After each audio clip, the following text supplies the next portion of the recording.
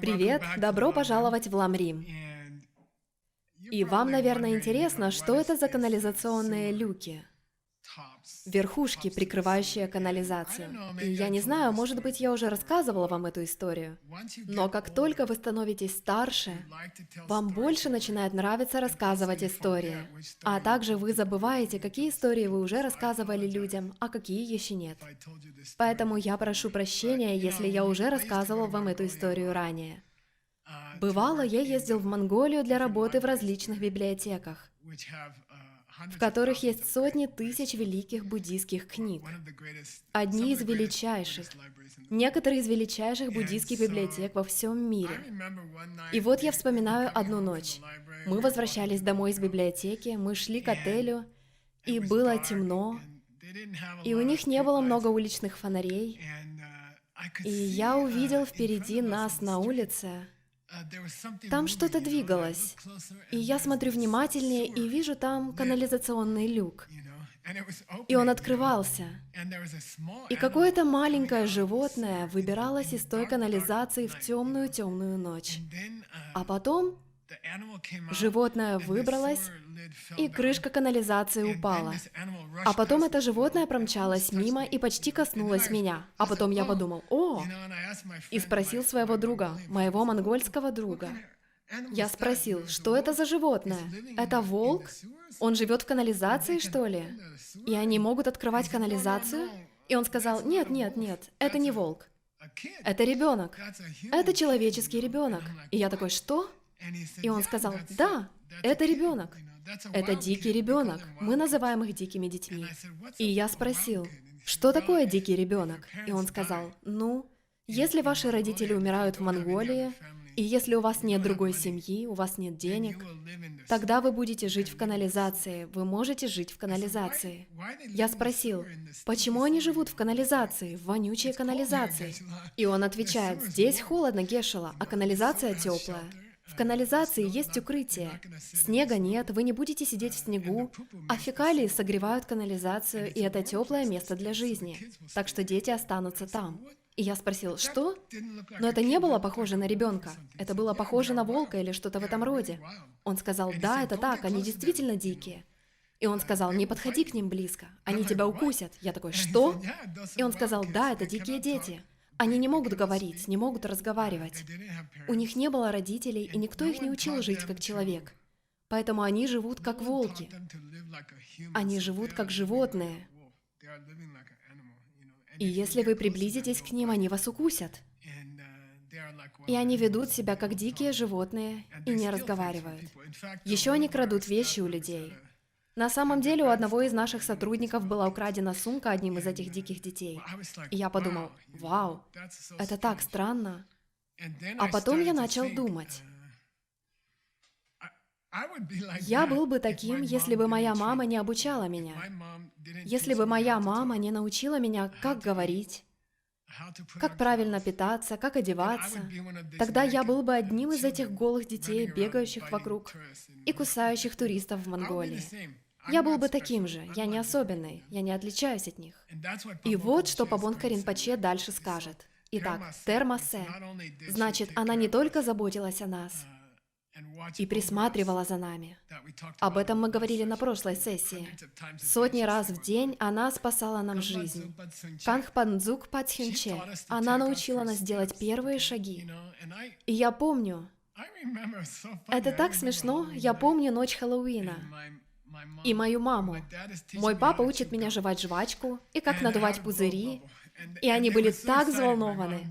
Моя мама и папа: «Смотри, он надувает пузырь!» И я был такой. И они учат тебя всему. Они учат вас, как сделать ваши первые шаги. Таммава означает, что они учат вас, как сказать свои первые слова. И я помню своих родителей, когда они были по-настоящему счастливыми. Когда я выучивал новое слово или что-то в этом роде. Сесатанг, как правильно принимать пищу вилкой, ложкой или палочками для еды. И не есть пальцами. Ваши родители научили вас этому. Забудьте университет. Забудьте о чтении Сервантеса или Шекспира. Просто есть не руками. Они научили вас всему. Цхюн означает «все, начиная с этого момента». Римшин, вот Рим в Ламриме, что означает «один за другим». Они научили вас, как делать шаг, как говорить. Лап, они научили вас. И именно поэтому сейчас вы и я можем встать и идти, или вежливо сесть, или таммава. Мы можем с кем-нибудь поговорить. Тхокпаме, асанга. Какое это имеет отношение к разговорам или еде? Быстро. Нам не нужно об этом думать. Вы просто начинаете говорить. Тхокпаме, асанга. Этот тхокпаме означает, как вы это говорите? Без всяких колебаний. Да, вы можете просто начать разговор. Это все благодаря тому, что они научили вас первым словам.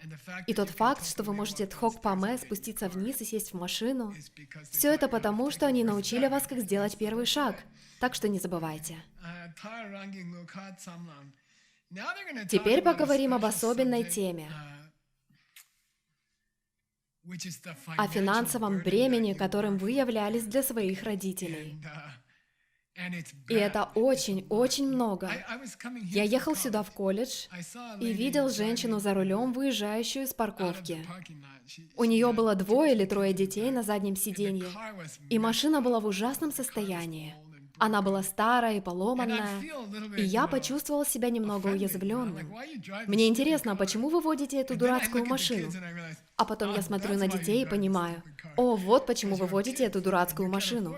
Потому что у вас есть дети, и вы не можете себе их позволить.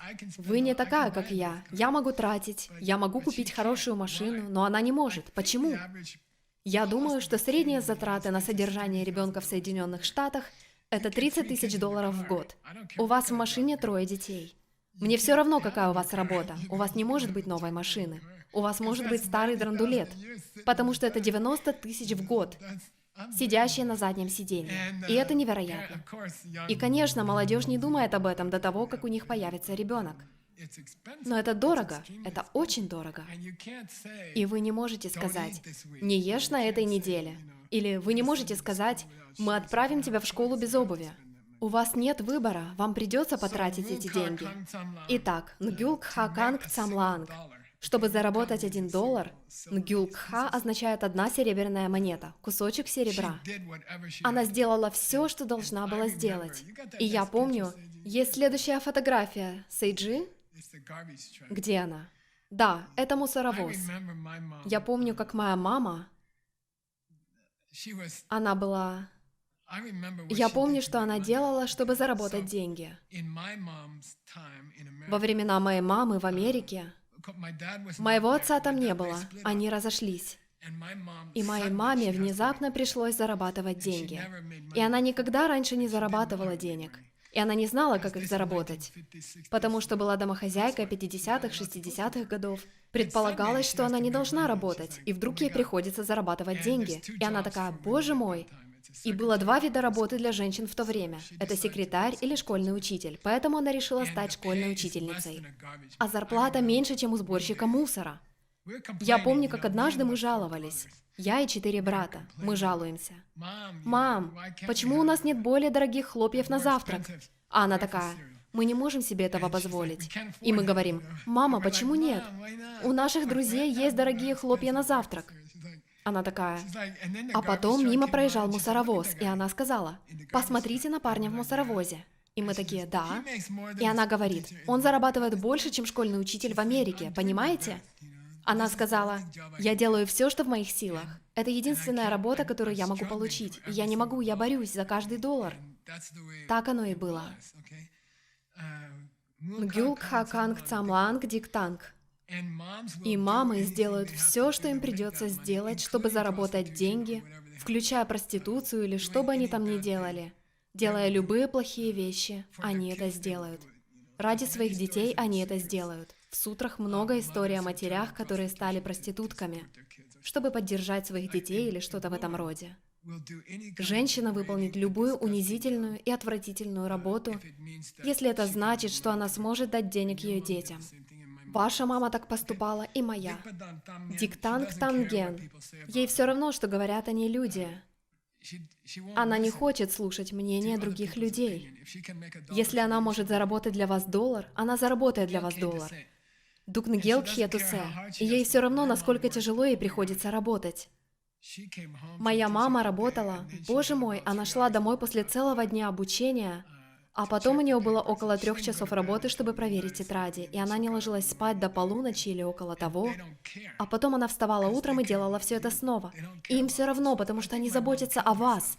Они не заботятся о себе. Я думаю, что моя мама убила себя, работая. И ваша сделала это же для вас. Ей все равно. Она выработала себя до смерти только ради вас. Кхету сене сак пенор ранки шале чепар сунгне. А потом, когда она получает деньги, она думает о том, чтобы потратить их на вас. Она не думает о том, чтобы потратить их на себя. Я помню, как летом мы отправились к океану. Я сказал: «Мам, мне нужна доска для серфинга». Она такая: «Ты что, шутишь? У нас нет денег». И я такой: «Мам, я хочу доску для серфинга». И она говорит: «Хорошо». И я не знаю, откуда она взяла деньги. Из денег на покупку своей рабочей одежды или что-то такое. И она покупает доску для серфинга. Я никогда это не забуду. У нас не было денег, но она взяла их откуда-то, она нашла их. Они всегда найдут деньги для своих детей. Пупумола кхим бокпа. Позже, и это очень распространено во всем мире. Кто-то сказал мне вчера, что это было? О, да, это наш хороший друг. Он уже планирует дом для своего сына. Его сыну 2 месяца. И он такой: «Да, мы собираемся купить дом, мы купим ему дом, мы возьмем ипотеку, мы выплатим ипотеку, у него будет дом, когда ему исполнится 30, и мы отдадим ему дом». Я такой: «О боже, малыш родился 2 месяца назад, и родители уже планируют ипотеку. Только для ребенка, только для того, чтобы дать ребенку дом». Итак, ваша мама, Кхимбокпа, означает: они обеспечили тебя собственным домом для твоей семьи. Намардзангпа означает: для девочек в Тибете они устраивают для твоего мужа, чтобы заключить брак с хорошим человеком, как моя жена. Раптучунг вегорчук. Или они отвезли тебя в монастырь и обратили тебя в монаха или монахиню. В Тибете 1 из 6 человек был посвящен в духовный сан. 1 миллион человек были посвящены в монахи до культурной революции. Ранглакхе Качангьо, Пекатрин Кикянг. Они брали любые деньги, какие только у них были, и тратили их на тебя. Так что я знаю, что в современном мире есть много людей, которые чувствуют, что родители их подвели. Они не обращались с ними хорошо. Их родители были... Почему вы думаете, ваши родители ссорились? Они были в стрессе. Почему? Потому что они пытаются заработать деньги для вас. Да, они вздорили, да, они пили алкоголь, да, они курили сигареты, потому что они были истощены заботой о вас. Так что не будьте такими праведными по отношению к своим родителям. Если они уставали, раздражались, ссорились, пили, это все из-за вас. Так что если вам не о чем беспокоиться, вы можете погрустить из-за этого. Дорнаранки шетхетанг нюцхе. Ваша мама использовала каждую каплю своих умственных способностей и каждую каплю своей физической энергии, чтобы найти для вас еду и жилье. Это было ее обязанностью. Она больше ничего не делала. Большую часть времени она тратила, пытаясь найти все эти вещи для вас. Тхекипхенде канкин бепедруп. Она просто изо всех сил пыталась это сделать.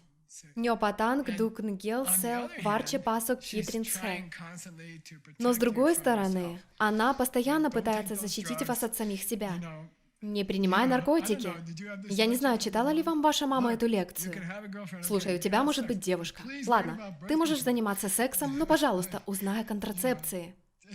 И она пыталась защитить вас от самих себя. Как с наркотиками. Моя мама говорила о наркотиках. Она сказала: «Не навреди себе. Я не хочу, чтобы ты причинил себе вред». Тэшен тупха соксэм ченшин тхамче кикянг трин кикянг. В вашей жизни есть и другие люди. Ваш отец много сделал, ваши дяди и тети, бабушка и дедушка, ваши школьные учителя. Начните расширять осознанность о том, сколько людей заботились о вас и пытались уберечь вас от неприятностей.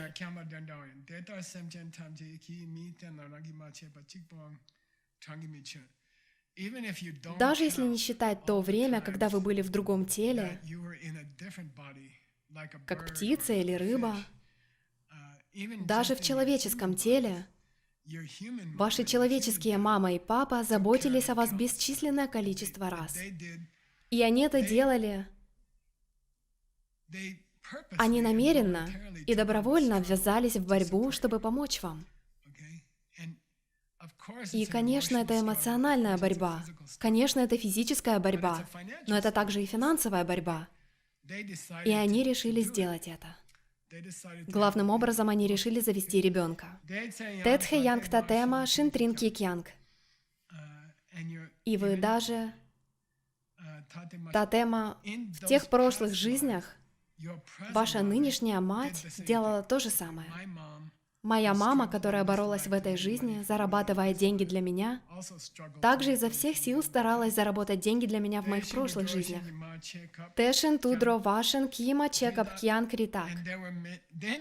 Затем вы можете начать расширять круг своей благодарности к тем временам, когда эта же самая женщина заботилась о вас в другом теле, как лошадь или как олень, или что-то в этом роде.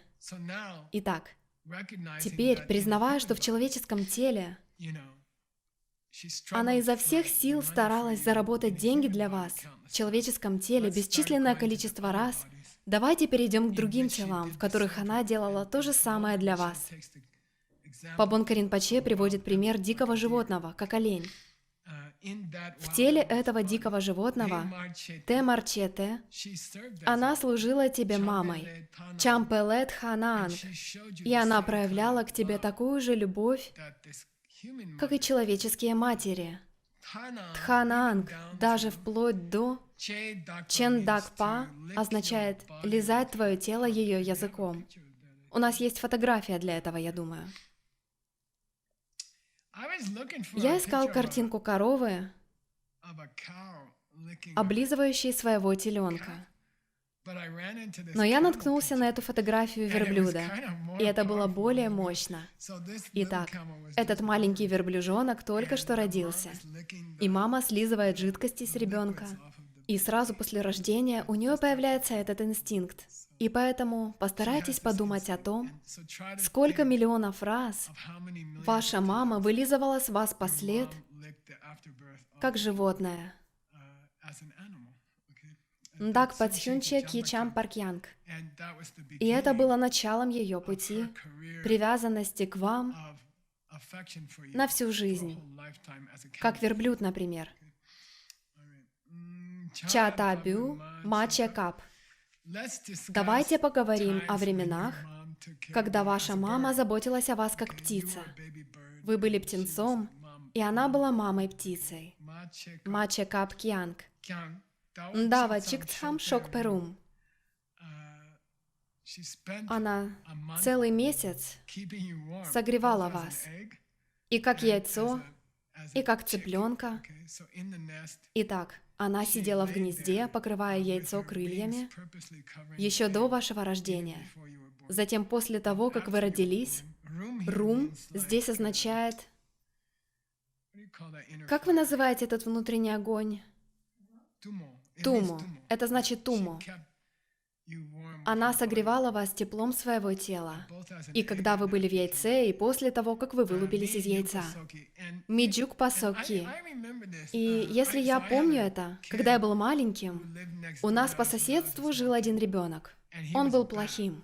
Он был просто плохим ребенком. Он был злым ребенком. Он говорил: «Пойдем убивать птиц». И однажды я пошел с ним. Он взял с собой маленький пистолет, детский пистолет или что-то в этом роде, и пошел искать гнезда и стрелять в птицу.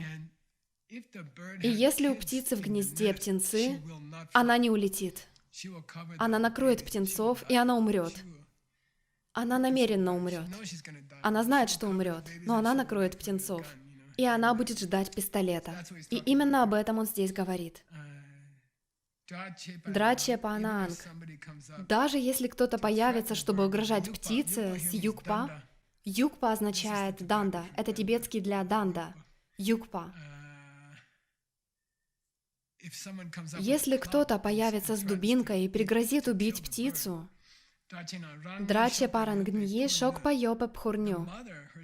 Сама мать Рангни, у нее есть шокпа, у нее есть крылья.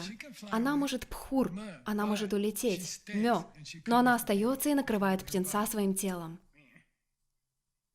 Пула Чене. Вот Че в Рангчензин. Тим. В тексте Сейджи это... Да, забота. Пулаче о детеныше. У нее есть чувство заботы о детеныше. Сокьян Елвартор. Елвартор означает, она пожертвует своей жизнью, если это защитит ее дитя. Даже птица сделает это. Сунг. Чине Бучи Клеманье. Если вы оба проживете достаточно долго, и она не сможет найти еду, она найдет одного червячка. И вот наша фотография. Бучи Клеманье означает, что даже если она найдет хоть одного червячка, и это будет ее единственной находкой, Чинне Соварче, она отдаст его своему детенышу, она отдаст его птенцу, а сама останется голодной. Птица-мать будет голодать. И она отдаст единственного жучка своему дитю. Что означает «со»? Ребята, монахини. Она будет «со» птенца жучком. Ракшита. Поддерживать. И это «со» в слове «саджонг», что означает «починить ваши обеты» или «сохранить ваши обеты». Хорошо. Тетар янгтханг редханг нитхам минпар. И нельзя сказать, что ваша мать сделала это для вас единожды. Нельзя сказать, что ваша мать вас защитила 1 или 2 раза ценой своей жизни. Некаптхам чету тринки кянгпала. Каждую жизнь, в которой она была вашей матерью, она вас защищала. И невозможно сосчитать, сколько раз она за вас умирала. Хорошо. Нгар Голокки Чак Пашик. Голок — это место в Восточном Тибете, известном своей преступностью. И Голок, что является названием племени, почти означает «разбойник». А Чакпа означает «разбойник». Тот, кто грабит путешественников. Это их специальность. Чакпа. Ташикла три таппа. Они поругались, он ударил чью-то лошадь большим ножом. А Товаладхепте. Теу означает «детеныш лошади». Как он называется? Жеребенок. Хлунгва. Это хлунгва, которое вы можете встретить в обетах монахов и монахинь. И это означает «падение» или хлунгва. Так что же случилось с жеребенком хлунгва? Он выпал из утробы матери. Разбойник вскрыл живот лошади другого парня, после чего появился жеребенок Шикхама, что означает «в предсмертных муках». Пока лошадь-мать умирала, она вылизывала своего детеныша. Она волновалась, что он не будет чистым или что-то такое. Итак, она умирает и вылизывает детеныша. Ула Чендак. Здесь тот же самый Чендак, который мы встречали ранее. Вылизать языком. Чампар. У нее был чампар для жеребенка. Она показала свою любовь. Тхонне. Когда Чакпа Тхонгне. Он Чопа, Тродже, Чопа, свою Чакпале, свою карьеру разбойника. Да, он прекратил карьеру разбойника. И он сказал: «Боже, это я, и я больше не могу так поступать». Так что, думаю, в Тибете это очень важно. Я думаю, это как продавец автомобилей, начинающий говорить правду или что-то в этом роде. Но он такой: «Я больше не могу этого делать». Он отказался от своего чаклы. своей преступной карьеры. Чо. Он от нее отказался. Чо варе. Пабонка Ринпоче любит рассказывать маленькие истории, которые он собирал по всему Тибету. И я думаю, что если вы обучаете Ламриму, вы также должны рассказывать свои собственные истории. Это часть традиции. Какие бы истории ни происходили в вашей жизни, которые вы могли бы использовать для объяснения Ламрима, как, например, история о диких детях в Монголии, тогда используйте их. Так и нужно делать. Они становятся более близкими вашим слушателям. В их жизни нет грабителей на лошадях, о которых можно было бы поговорить. Я надеюсь. Тэтю ките утеранг йинла. Что, если бы этот маленький жеребенок был вами? Что, если бы этот жеребенок, которого Голок, главарь банды, видел, как его вылизывает мать, был вами? Тате шенди минпе не пачио. Мин не пачио означает, что нет никакой уверенности в том, что вы не были тем маленьким жеребенком. Что вы сами не были той маленькой лошадкой, о которой говорит Пабонка Ринпоче. Нет никакой уверенности, что ни вы, ни я не были тем маленьким жеребенком. И нет никакой уверенности в том, что кто-то из вашего теперешнего окружения не был умирающей мамой лошадью, которая вас вылизывала. Нет никакой уверенности в том, что мы не те лошади, которых описывает Пабонка Ринпоче в своей истории. Чио тетарцхеди меранг латрин ки читар кьянг патар.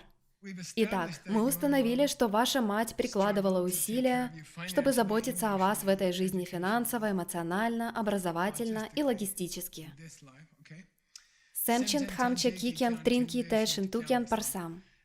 Вы должны обдумать, как каждое другое живое существо сделало для вас то же самое.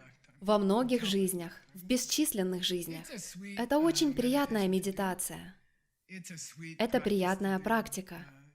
Знаете, мы иногда чувствуем себя подавленно. Вчера со мной такое произошло.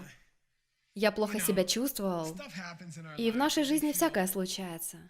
И порой мы расстраиваемся из-за жизни или из-за того, что у нас не так хорошо идут дела. И это всегда радует, что у нас есть выбор. Если вы участник ретрита Ламрим, если вы изучали Ламрим, или если вы слышали о Ламриме, у вас всегда есть возможность сесть и поразмышлять о лошади с жеребенком и подумать о том, что все, кто вас окружает, вылизывали вас, как свою маленькую лошадку. И я думаю, вы заметите, что эти медитации Ламрим сделают вас очень радостными и благодарными другим людям. Тогда Ламрим оказывает немедленное воздействие. И когда вы чувствуете себя подавленными, или вы чувствуете низкую самооценку, просто представьте, что вас вылизывали все присутствующие в комнате, когда вы были маленькой лошадкой. И это правда, вы ею были. И постарайтесь приободриться. Я имею в виду, что мы все заботились друг о друге. Мы все жертвовали своими жизнями друг ради друга бесчисленное количество раз. Поэтому жизнь не так уж серьезна и не так уж плоха. Увидимся в следующем Ламриме.